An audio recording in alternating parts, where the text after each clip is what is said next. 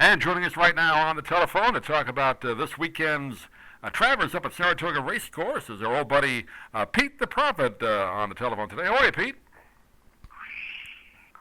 It's the hurricane coming in, Doug. That's my impression of a hurricane.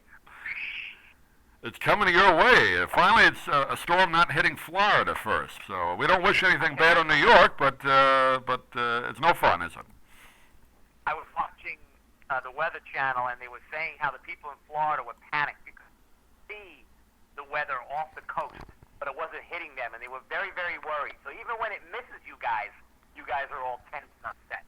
But yeah, I say about 5 years ago, one was definitely going to hit Sarasota area where I am, and at the last hour, it made a little sharp turn and just hit south of us. So you never know with those hurricanes; they can change at the last minute. I told you about 20 years ago, the one that hit New York supposed to be terrific and kind of hit us a little bit, passed over us, and then not a big deal. So I'm not all that concerned, except I'm going to be in Saratoga for the Travers, and getting home might be an issue, but.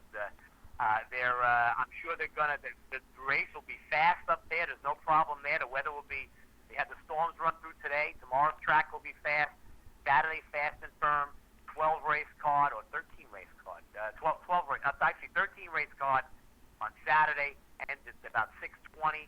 Travers 5:45 on NBC, and it's going to be a beautiful day. I know Saratoga has been getting some television coverage. We'll talk about that in a little bit. NBC actually, like you mentioned, covering the race. Versus has been there for several races as well. But it really used to be considered the midsummer or late summer derby with all the great horses. In the last few years, it's kind of fallen out of the public eye, I guess. But this year looks like it's shaping up to be kind of interesting race. Well, what's been interesting is that there have not been a lot of horses that have run in the Haskell, which is 3 weeks earlier, and then this race. So, and that's what you're getting here today. You're getting a bunch of horses coming back from that race to run in this race. So that's why it makes it a lot of fun. I mean, the July 31st Haskell. So I'm sorry, it's 4 weeks away. They actually moved it a while ago to make it about a month apart. So horses would end up running in both. For a while it was 3 weeks apart, and horses wouldn't come right back and run to the Travers. But you're getting 3 horses wheeling right back. The top 3 horses that finished in that race are coming right back into this race, and so that makes it exciting. Small field though again, and I'm not exactly sure. I mean there is 10 horses, but basically not exactly the stellar ones you'd want. Obviously, Uncle Mo running in the race before this.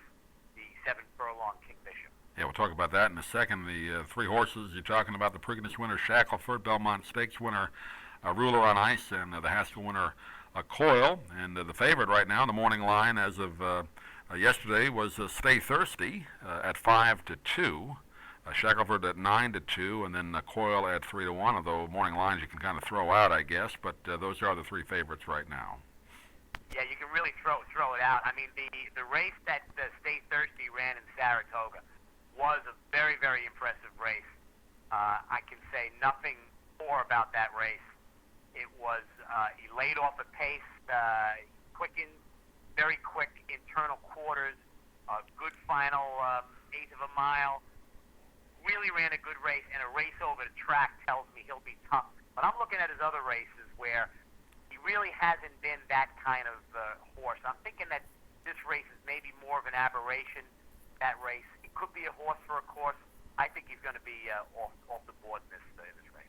Travers goes 1.25 miles, and Pete, you've been up there earlier this summer, and then you're going back again tomorrow to see the race. What have the conditions been like up there, and what do you expect as far as, obviously if there's any rain coming through that can change the track, but has it been running any differently than in the past years? No, it's been very consistent track all the way through. The only thing, the dirt track's been great. The turf course has been some very strange early slow quarters in races. Normally leads you to believe that speed wins those races, and that hasn't been true. That's been a little bizarre, but the track's been great. They've had great weather, great conditions. In the Travers itself, I'm thinking that to me, Coil is the horse to beat. The race that he ran in the Haskell, where he laid off the pace for the first time ever and came charging down the lane to beat Shackelford. To me, he's the horse to beat. Baffert's on fire, 29% winners this year overall. I think this horse is just coming into his own. He'll definitely be the one to beat, I think. Who do you like as a possible long shot? The long shot in the race actually is a horse that I think is improving enough to maybe run a big one, and his name is Rattlesnake Bridge. Ran a decent fourth in the Jerome on a sloppy track. It's a McLaughlin horse. Velasquez riding. You could see some improvement possibilities there, and I'm thinking that could be a possible long shot. But we are going to get fast and firm conditions there, so it really should be a very, very good race. Overall, I'm looking forward to it. And Shackelford, the race that he ran in the Haskell was huge. Run at every step of the way, fought into a teeth of the fractions, and just to lose by a neck was just a gigantic race after stumbling at the start. He is going to be huge.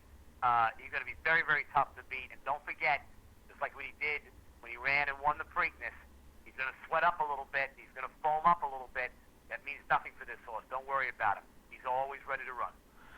Mentioned him at the top of the segment here, Uncle Mo, a horse that was predicted to be a potential Triple Crown threat to win it all this year, but you got that strange liver and bile duct disease and still recovering from it. Of course, he's going to race, or at least scheduled to race, in a race right before the Travers called the King's Bishop, a 7-furlong race. Right now, 9-5 favorite. What do you think his chances are? I really don't like him tomorrow. I'm a little surprised they're running him in the race. I think they're rushing it a little bit. I'm not even sure if they know what happened. I know they know what happened to the horse, but it's very, very rare. I have a feeling there's something else going on here.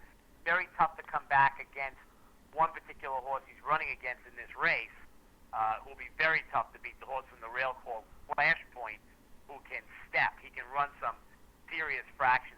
That's the horse to beat, and that's the horse that I think is going to win the race. The horse has been training good. He had some nice early breezes, and the last 3 workouts have been solid. I just don't get a good feeling about it. I think he's going to need a race. I think the illness is a little bit more serious, and I could see him getting thrown off the trail after this race. They might have to go back to the drawing board. It's just going to be very tough for him to come back and win this race, I think. Very rare disease. Just reading up on it a little bit, I think they said some of the veterinarians that have treated Uncle Mo, very rarely that they've seen this, and very rarely on top of that, the ones that have gotten it, been able to come back and be where they were as a racehorse. So hopefully he'll be able to do that, but very unusual. It's one thing when horses come off of injuries to their legs or something, and it's very hard for them to come back off that. You have a viral disease, blood work, things like that. It's also very difficult to come back from that, which is why I'm thinking that he just might not be 100%. I'm sure Mike Rapoli, the owner, who is very high on this horse, and rightfully so, might be rushing it a little bit. It's unlike Todd Pletcher to rush, but I think they really want it. They know if they're going to get to the Breeders' Cup, he's got to throw in a good race here, or at least run something to see if they have any promise of going forward. He probably just wanted one more race and then run into the Breeders' Cup from there. Very tough, tall order to do such a thing. Race, as we mentioned, is going to be on NBC this Saturday. They've been increasing their coverage of horse racing since earlier this year. They announced that they were going to continue with the coverage and really increase it on both NBC and Versus, which they bought not too long ago. What do you think of the coverage so far? And I guess this is good news because it wasn't even on national TV last year, the Travers. It's very true, and the other races they're running have been good. The only problem is I just don't know. I have not seen any of their figures, how they've been doing overall. It's nice that it's on, but I just don't think horse racing carries what it did anymore on national TV.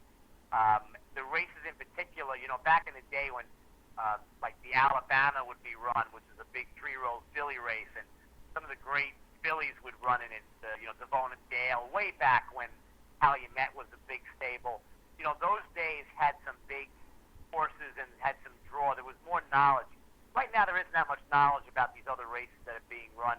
Tomorrow is very exciting, actually, because you're going to get Uncle Mo, which they are going to be able to televise that race in the race before the Travers, and the Travers is a very good race. But it's good for racing in NYRA, but it doesn't really generate the kind of interest. Overall, the same problem exists. It's hard for horses, it's hard for people to keep interest when these horses get retired. They don't run that often, kind of inconsistent, and that's been a very big problem with this. I'm glad it's on NBC. They do a good job with it, but it's just not like it used to be in the old days when they used to have these races on. It would really be exciting to see it. Be interesting to see how it translates the ratings on this, and then how they do with the Breeders' Cup a little bit later on this fall. But I look forward to a good race on Saturday. And Pete the Prophet, have a good trip back up to Saratoga. Hope the storm misses you, and we'll talk to you again real soon as we head into some of the big fall races. Excellent, Doug. Thank you very much. And one more time.